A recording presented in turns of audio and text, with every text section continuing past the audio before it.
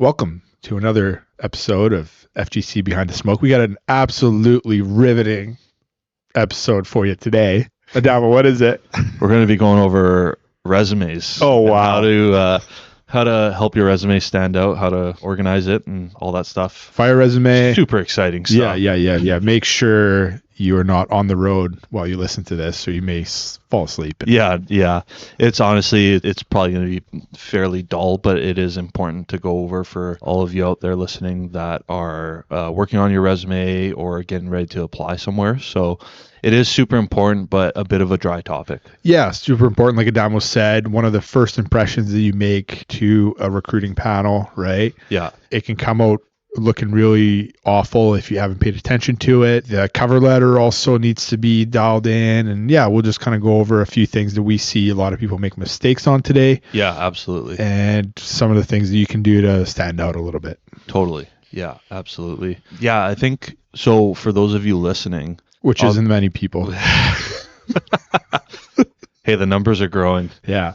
Army. But for those of you listening, like Boris said, your resume is going to be like the first introduction of yourself to the recruiters, right? Yeah. First impression, first thing they see, first thing you're going to upload to the application, most likely, because everything's digital now. We talked about that in a previous episode. Yeah. So we've seen resumes before from previous clients, looked like they were just like a Word document. Like it was no organization to it. It didn't really look very professional. It was like bullet points. Yes. And 2 pages and like a sentence on the third page. Yeah. Recruiters pay attention to all that stuff. It's important. Yeah, uneven spacing. Yeah. Right. I always laugh when I look at a resume and it's like, my strengths are attention to detail, and then like half the resume is in a different font or like different size of the font. It's like, exactly. Or their spelling or grammar. Yeah. Right.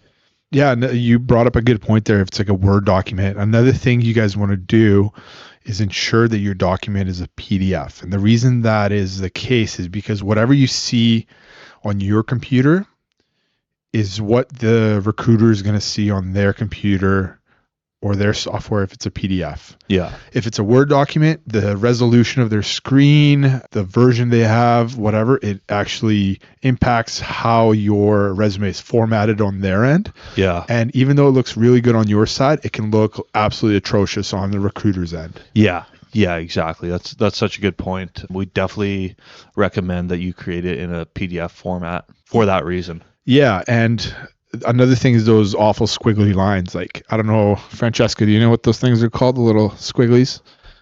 No, whatever. Doesn't matter. Me either. Yeah. I didn't even ask you. I just went straight to Yeah. What's that? Yeah. So like, for everybody that's typed ever on a Word document or any kind of document, if it's incorrect word or misspelled, it'll be a red squiggly line underneath, right? But if it's a grammar issue, if it's a capitalization issue, formatting issue, it'll do like a blue squiggly. Yeah, I've seen those, Yeah, so you might not see it on your end, but if it's in a Word document, the recruiter might see it. And then all these issues that you have are going to be front and center just for the broadcasted to them, right? Yeah, exactly. So do not have it in a Word document, convert it into a PDF, and even then, like, check it over, have someone else check it over, 10 times before you apply. Yeah, for sure. And you want it to be in chronological order, right? What was that word? Chronological order. Nice. Nailed it. Yeah, nice. Another thing that I think is actually pretty good is actually to separate your fire-related courses from non-fire-related courses. Yeah, agreed. Because then when the recruiter does look at your resume, it's a bit more organized for like certain things that they might be looking for. Yeah, absolutely. And you brought up a good point there, chronological order. It doesn't matter which chronological order.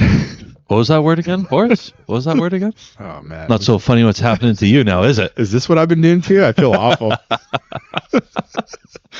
But it doesn't matter what type of chronological order it's in. So you can potentially start from the most recent and go all the way down to the oldest, or you can reverse it. Yeah. As long as it's in order. Exactly.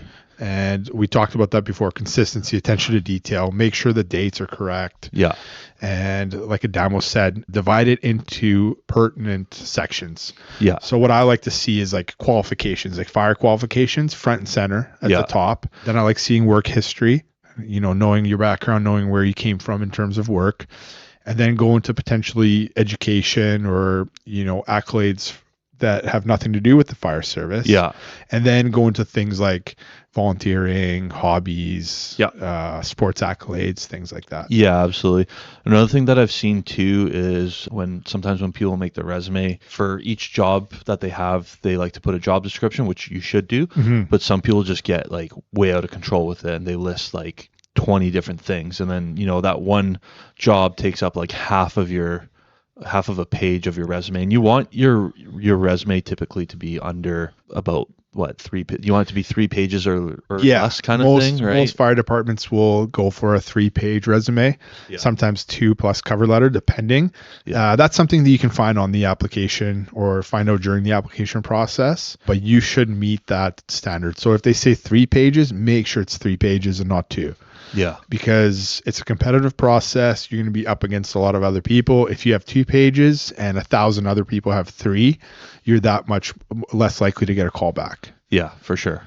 And, for those of you who say you've only worked a couple jobs, right? So say you've been at the same job for like 10 years or something like that, and you notice that your resume is pretty small, like you got to kind of look at that and be like, okay, it's great that I've been loyal to like one employer for a long time, but what can I add to my resume to like, kind of showcase a bit more, right? So like then you got to look into like more courses and stuff like that, more volunteer stuff that you can put on there. Yeah, absolutely. You need to have a lot of self-reflection and be your hardest critic. Yeah. And when you have everything down on paper and if it doesn't look adequate, it probably isn't. Yeah, exactly. The 3 pages that are presented to the interview panel need to be competitive. You need to use up. That's very high priced real estate. Don't put just crap on there. Yeah. You need to put your best foot forward, all the best things that you've done. Like you said, Adamo, don't put 10 things for one job. Put all the best parts of each job. Yeah, exactly. Like 3 to 4 bullet points, I would say, for like each job description, right? Yeah, and make them pertinent to the fire service. So like, if you were cleaning roofs or cleaning windows, well, you were using probably extension ladders. Yeah. Right? Maybe you're using harnesses. Yeah. You were trying to find, solid footing where to put the ladder. Maybe you're using small tools or pressure washers or whatever, right? Make sure you put all that stuff on your resume in those bullet points because that's pertinent to firefighting. Oh, you understand 4-stroke tools. Oh, you understand extension ladders. You're not afraid of heights. You show so much more in your resume if your bullet points or whatever you're putting in there pertains to the fire service. Yeah, no, that totally makes sense, man. And also, we've also seen resumes where they don't add in any job description, right? Like, for example, like, I've seen one where it's just plumber. It's like, well, what kind of, like, there's a lot of different types of plumbing. Are you new construction? Are you service plumbing? Are you dealing with like drainage issues, right? Put down enough info that it kind of showcases like the skills that you've gained in that field. Totally. But like Boris said, you don't overcrowd it too with non-pertinent information, right? Yeah, plumbing is such a good thing to have on your resume. Like, you should go into detail of what you do there. Yeah. Right? Like, I mean, like what are some of the things you would put down if you have a trade? Mechanical aptitude stuff, right? Like using tools, extension ladders, working with your hands, problem solving, all these types of things that really relate to the fire service. Same thing with everything else on there. Like if you're doing the courses that you're putting on there, qualifications, make sure they're pertinent. Yeah. Right? Like, I don't care about a basket weaving course that you might have done in high school. Exactly. Yeah. Yeah. There's some stuff like little things like that where it's like, it's not really, it doesn't really help you out. Right. Mm-hmm. And some people put like also like a profile at the very top or like a fire profile and then do like a big spiel of like, oh, I'm, punctual, pay attention to detail, hard worker. Those are all great things. But if you're eliminating things off your resume for that blurb, cut that blurb out. Yeah. Because I mean, you're potentially going to get the chance to showcase that anyways further in the hiring process, right? Exactly. Yeah. Yeah. Yeah. And I mean, most firefighters or firefighter applicants are hardworking, punctual, and have attention to detail. Like Yeah. that's kind of who applies to be a firefighter. Yeah, yeah, exactly. What about references and stuff like that? Like, do you recommend people put that on their resume? Again, it's such quality real estate. I feel like putting any references on there is just a waste of paper. Yeah, If you have nothing else, sure, put it on there. But references upon request or just not having references on there until asked yeah. is Because you're most likely going to have to fill out like a reference section oh, for on your sure. application, right? Yeah. So having it on your resume and then also having it on your application, like Boris says, it kind of takes up unneeded space. Yeah. Yeah. Same with like hobbies or sports accolades. Just put, captain of the rugby team, won best forward 2025 or whatever. Yeah, Right. You don't have to go into, yeah, went to this championship, got second place, and then qualified for something else. Just nice and short. It showcases you played a sport, you played at a higher level, you've done well in it, and just move on to the next thing. yeah, yeah, absolutely, for sure. What about like formatting? You know, I know some departments will actually tell you. They'll be like, nothing bigger than font 10 on Arial yeah, or just font 10 in general. But yeah, make sure it's the right one and make sure that you're not throwing in too much, italics, bold, underlined. yeah, I like clean resumes. yeah, The cleaner it is, the simpler it is, the easier it is to read. Like we're simple creatures, totally. right? We want it to be simple, but also if it's simple and robust, it's like, wow, this person has a lot, Yeah, right? If it's way too convoluted and there's not a whole lot of stuff on there and it just looks like, again, recruiters aren't stupid. Like they're going to realize that you're just filling it up with crap, yeah, for right? sure. Just to get those 3 pages or 2 pages or whatever. Yeah, So if you make it clean and concise and like you said earlier, consistent, you will go a long way. yeah, yeah, absolutely. And just keeping it organized, right? Like you got to pay attention to the little details, right? Like Yeah.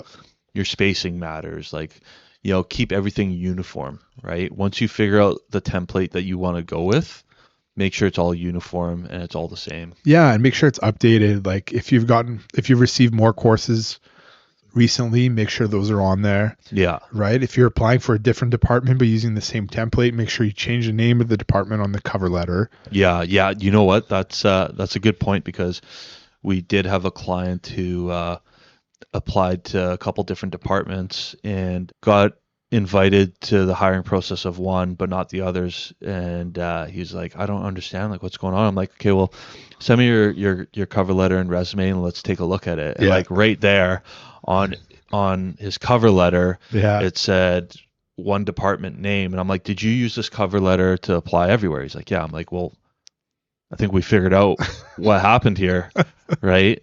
So Yeah. And that sucks. attention to detail, right? Yeah. Yeah. And that sucks. So that means you just missed that entire process because of one little attention to detail that you missed. Yeah, you know? one stupid mistake, right? Yeah. So it's so important to pay attention, double check, triple check Yeah. your resume, your certs, make sure that everything's there when you submit that application. Make sure it's, the proper department, Yeah. right? So It's crazy how many people miss little things like that.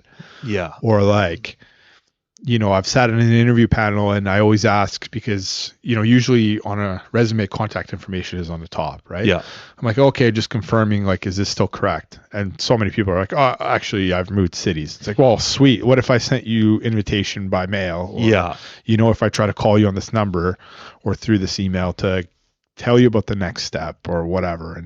and then now you've missed that opportunity because Yeah. you weren't paying attention to what you have on your the information that you've provided on your resume, right? Yeah, exactly. And if you know that the information that the interview panel has is outdated, make sure you bring updated information to the interview.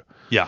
Right? Yeah, and when you do that, just highlight on your resume what has changed since you've applied, Yeah, that's a good one. right? So that way you can give that to them and be like, since applying, like, these are the extra courses that I've gotten, they're highlighted in yellow. Yeah. right? We all understand people move, people change numbers, emails sometimes, right? Things change, but not updating it, not letting the recruiters know, like that's where you're going to get sewered. Yeah, for sure. Yeah. And they're going to see that and they're going to be like, okay, well, this guy doesn't pay attention to, what's going on in this application. So, Yeah. how are they supposed to take you seriously at that point then? Yeah. Right. And that, like we said, that's one of the first impressions that you make. So if you screw up there, you're not moving on. Yeah. And first impressions are huge. Yeah. Right. First impressions really set the tone as to how the rest of the process might go for you. My first impression of you. Oh boy, I can't wait to hear this one. Do you know where we first bumped into each other? Do you remember it all? Was there our job signing? No, it was the medical.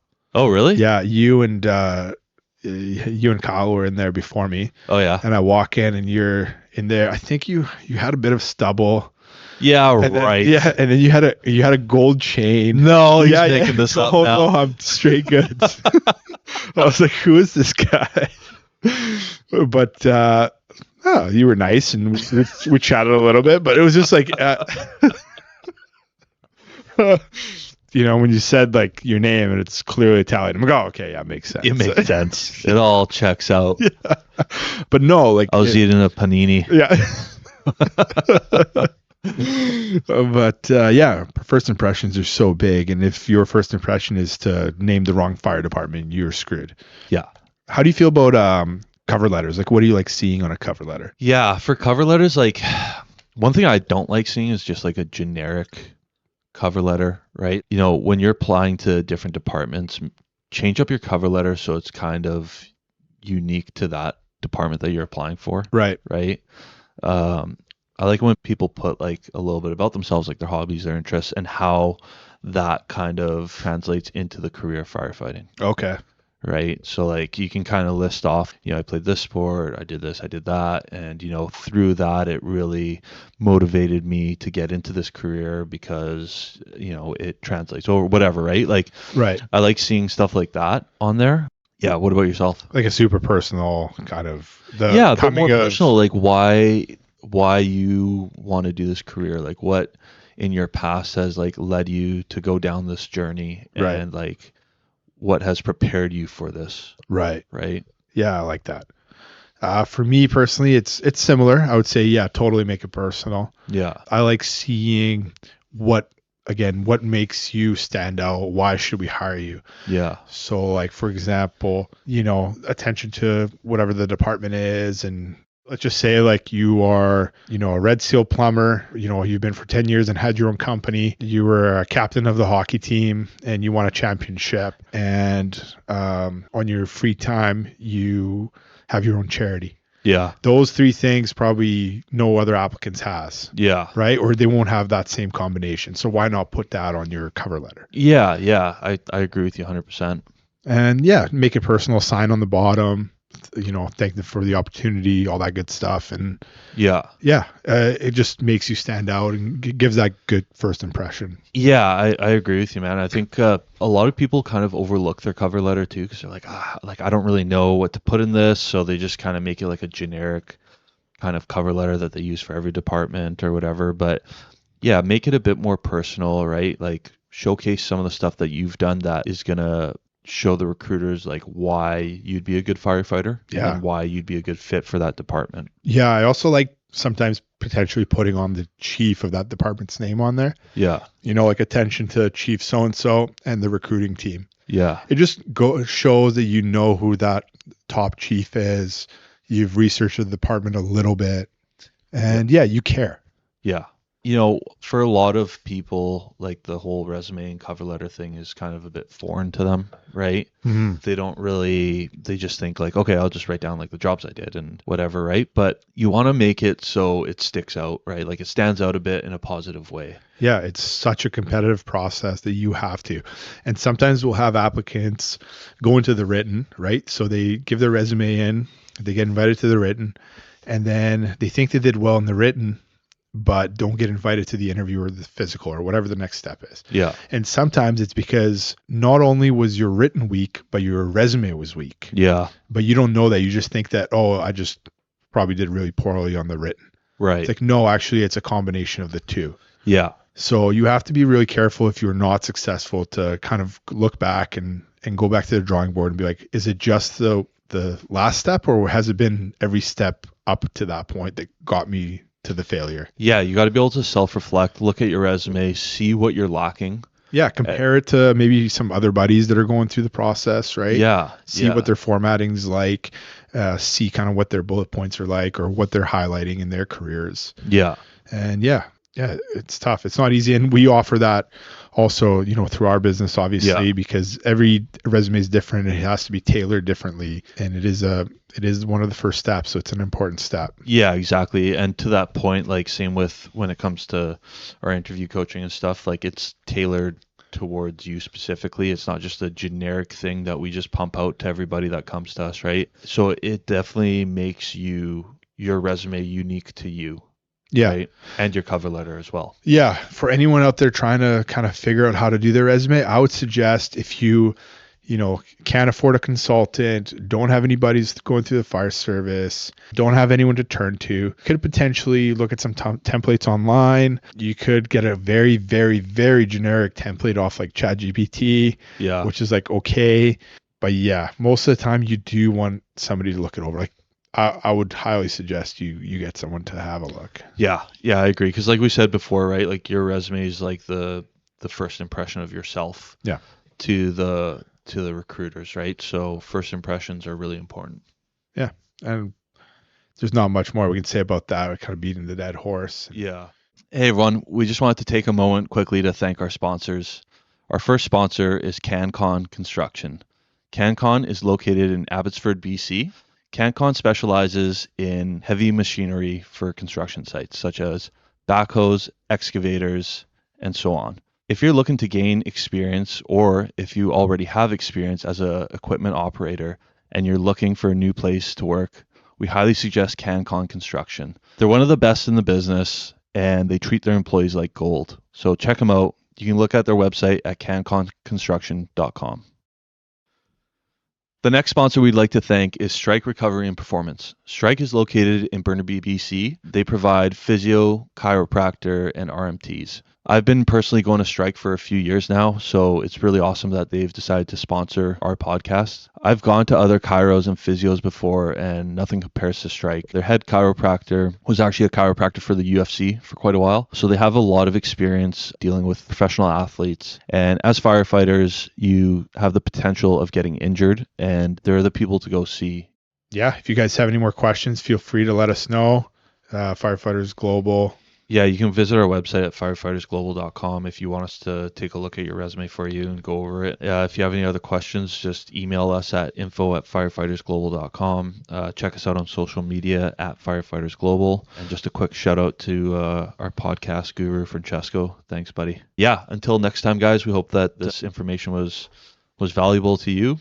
And we're looking forward to the next episodes to come. Yeah, shout out to Francesco. He has to be here for all the episodes, so he can't tune out like you guys. Yeah. So he's the real hero here. Yeah, exactly. Yeah. Take care, guys. Right on. Take care.